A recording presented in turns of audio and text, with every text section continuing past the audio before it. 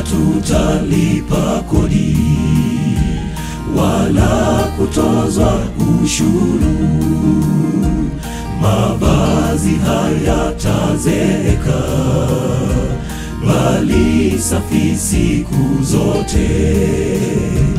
Hapana njaa wala kiu, hapana umasikini. Utajiri wote wa mbingu upo kwa wanawe wote.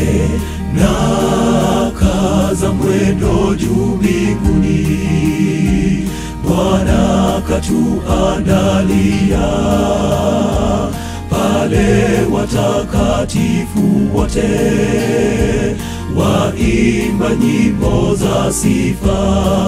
Na tamani kwetu mbinguni utukufu na fahari yake, kumwona Mwokozi furaha tele kwenye mji huo wa dhahabu.